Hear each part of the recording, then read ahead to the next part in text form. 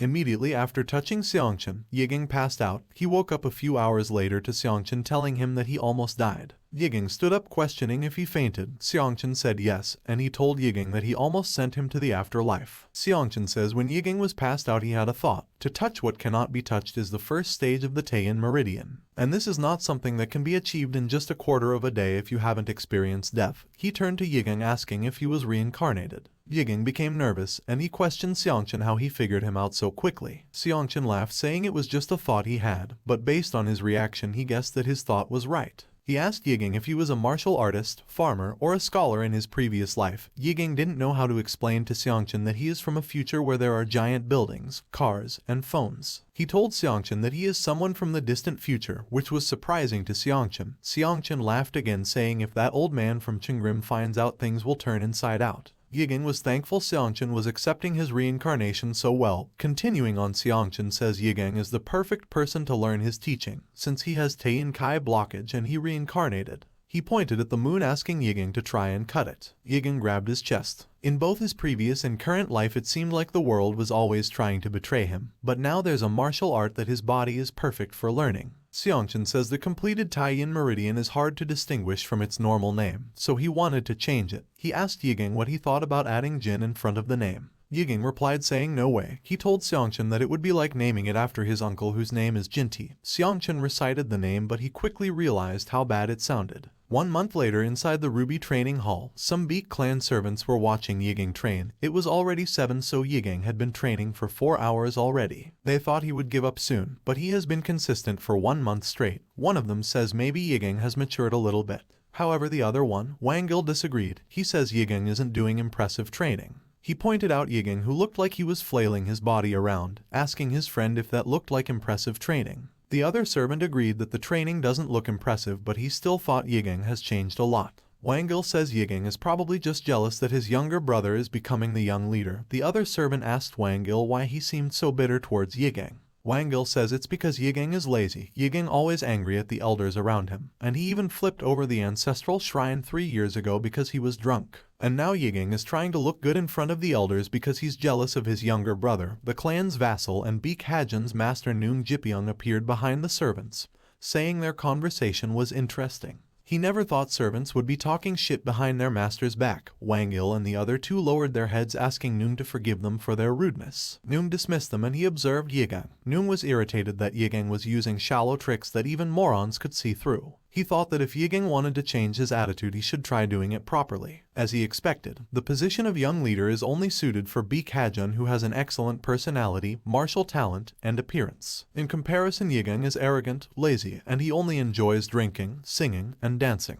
In Noong's mind there is no way Yiging could fit the role of young master. It made no sense to him. While deep in thought he noticed Yiging doing something that shocked him. The Ruby Training Hall's ruby is a precious object that was obtained by slaying the cult leader of the Deathstrike cult with the divine immortal blade. The thermal water used to clean the ruby is made from the brazier, and Yiging was using it to make food. Noong couldn't accept this so he dropped down to the training level hoping to embarrass Yiging. However, as he approached Yiging noticed him without turning around.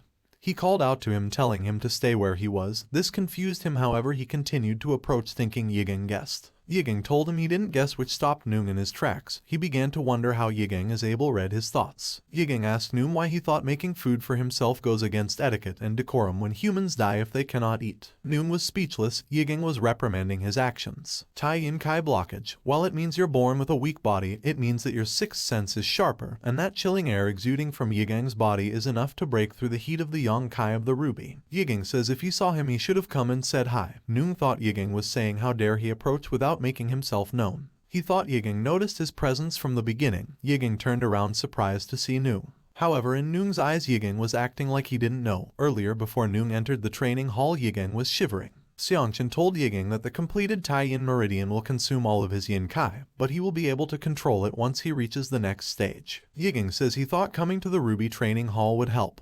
But there must be a limit. He picked up a plate of dumplings saying it should make it better. Xiangchen praised Yiging's wits for thinking of replenishing his Yang Kai with food. Yiging dumped the dumplings into the stew. Yiging says he made the dumpling stew using methods from his previous life. Xiangchen leaned over Yiging's shoulder drooling. He said the stew looked quite good. Yiging asked him to stop and said he needed some space. Yiging got ready to add more seasoning, and Xiangchen asked if it was okay to just eyeball the seasoning. Yiging says he wasn't eyeballing it and he added more seasoning to the stew. Yiging had a taste and it was pleasantly delicious. Xiangchen questioned how someone of the Beak clan would have no decorum. Yiging responded asking how it's possible that making food for himself goes against etiquette and decorum when humans die if they don't eat. Yiging says he was complimented for this dumpling stew by his father ever since he was 10 years old. His younger brother also liked it. He thought about earlier when he just woke up from Xiangchen using his body and said his younger brother should have waited and said hi. Xiangchen noticed Noong behind Yiging and he asked Yiging why Noong was just standing glaring at him. Yiging turned around questioning what Noong was doing here. He thought he was going to get scolded, but to his surprise Noong began to apologize for his rudeness. Confused, Yiging asked Noong what he was talking about and Noong said he is apologizing because he forgot his place as a vassal. Yiging was not expecting Noong to be bowing to him. He began to question what happened and if it was a good thing. After apologizing, Noong took his leave and as he walked away Yiging noticed that he couldn't hear any of Noong's footsteps. Noong was given the title the Crimson Demon. He got this title because even the first-rate masters could not feel his presence, and after this encounter Yiging thought he was deserving of this title. Xiangchen approached Yiging wondering what happened. Yiging said he doesn't know either. He told Xiangchen that they should be happy that Noong was letting it slide. Xiangchen then asked Yiging if he would let him possess his body so he could have a taste of the stew. Yiging refused because Xiangchen told him he would die if he possessed him again. Later that evening we see Yiging making his way back to the training ground. Xiangchen asked him if it was necessary to get the ladle he left behind.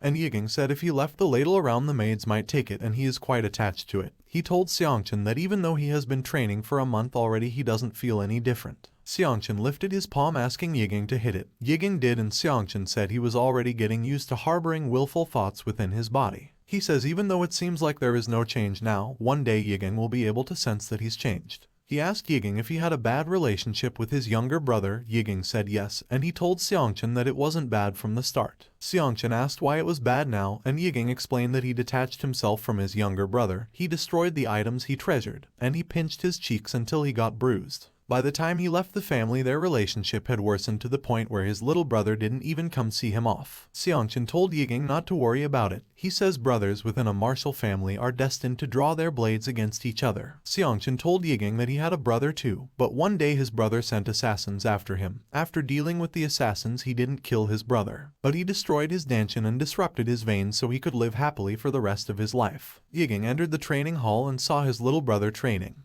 He quickly walked past them saying he didn't know there would be people here. As he walked to look for his ladle he could feel their gazes in the back of his head. Hajun used the shadow moonwalk technique and quickly moved in front of Yiging. Xiangchen was impressed and said Hajun's movements were incomparable to Yiging's. Yiging told Xiangchen that he could hear him. Yiging asked Hajun if he was just going to stand there or say something. Hajun remained silent so he moved past him, but Hajun grabbed his arm and he called him Hyung. At one point in time everyone in the Beak clan treasured Yiging and they used to call him Hyung. Although he was born with Kai blockage he was mature and considerate so everyone just looked upon him with sympathy. He would make Hajun spicy wonton soup. Hajun was happy to spend time with his brother and he thought that would last forever. But one day everything became different. Yiging would fall into rage and flip the table with his medicine every day. He no longer wanted to hang out with anyone from the clan. Their father eventually turned away from Yiging's atrocity, and the vassals whispered to Hajun that since Yiging lost his morality he should become the patriarch one day. At the time Hajun never understood why this was happening. He only wished Yiging would return to his old self, so they could play like the old days. Earlier before Yiging entered the training hall, Hajun stated that the training hall smelt a bit smelly. Noong told him that it's because Yiging was having hot pot after his training.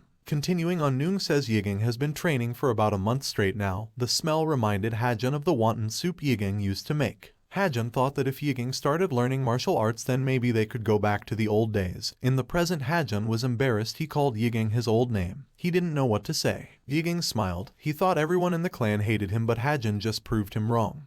He told Hajun that he is a bit too old to be calling him Hyung. Yiging asked Hajun why he stopped him, and Hajun said he wanted them to spar like they used to. Yiging asked Hajun how they are supposed to spar when he can't even use internal Kai.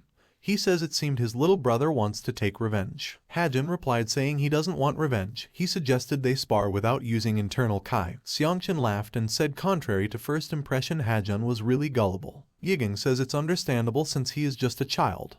Hajun asked Yiging if he remember the Capture the Goblin game they used to play, and says that's the training he and Noong were going to do today. Yiging was confused and he asked if Capture the Goblin wasn't just a game. Seongchan replied proudly saying the training method he invented has been passed down. Yiging was shocked. He never realized that Capture the Goblin was a training method. Yiging told his brother that he would love to play but it's not up to him. They would need permission from Noong. Yiging thought he would lose to his younger brother no matter the game they play. And since Noong hates him, he was sure he wouldn't allow it. But much to his surprise, Noong allowed it, saying it would be beneficial for Hajun if Yiging joins them. Noong smiled. With this he will be able to determine whether Yiging is concealing his true power or not. Yiging looked at him, questioning why he looked like he was planning something. Seongchan says the sparring would be good for Yiging because he could teach him how to lighten his body. Yiging says even if that were the case, he still stood no chance of winning against Hajun. Seongchan asked him if he hasn't been training to be mindful of his body for months. He told Yiging that if he managed to harbor the intention of wiping out his existence, there is a chance he can win.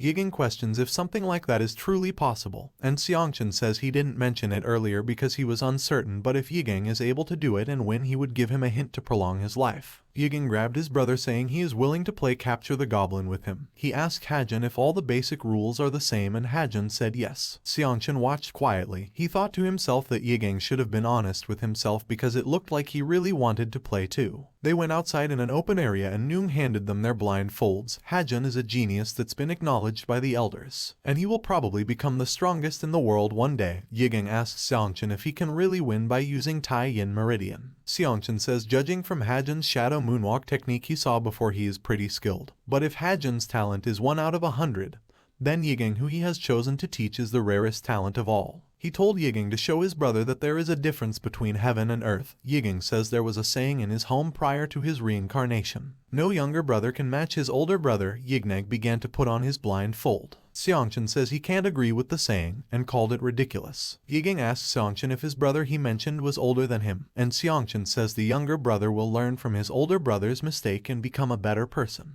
After Yiging put on his blindfold, Noong says he will explain the rules before they start. This confused Yiging and he asked Noong if they weren't just supposed to grab pouches of red bean and hit each other while their eyes are blindfolded, with bells tied to their waists. Noong says for the sake of training he increased the difficulty. They will not be using bells, and he enveloped the red bean pouches with rabbit fur to silence the noise. Noong explained that there are 5 pouches in total, and the first person to get 3 points will be the victor. If you throw a pouch and hit your opponent, it will be 1 point. If you manage to strike the other person while holding a pouch, it will be an automatic win. Before the game started, Yiging told Hajun that it's been 6 years since they last played Capture the Goblin, and said he remembered Hajun used to cry after being hit with the pouch. Hajun says he doesn't cry anymore. Noong throws the pouches in the air and signals for them to begin. Hajun quickly rushed in to grab a pouch. He wanted to show Yiging that he had changed. He grabbed one of the pouches and he threw it at Yiging, gaining 1 point. Noong was impressed with his disciple. He thought Yiging didn't stand a chance of winning.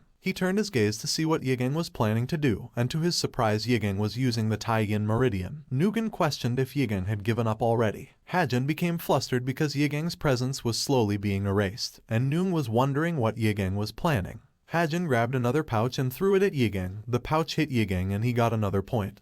But Noong was surprised because Yiging almost caught the pouch. He announced that Hajun scored another point, and he was beginning to wonder if Yiging really had his eyes blindfolded. Hajun threw another pouch, but this time Yiging dodged it. Noong questioned if Yiging was able to see the pouches while blindfolded, but he thought this wouldn't matter because Hajun already had 2 points. However, he suddenly realized that a while ago the sounds from Yiging's footsteps and the noise from the air being split by his fists had been silenced. It was as if he erased his existence. There was no sound indicating Yiging's presence, and Hajun could not sense anything.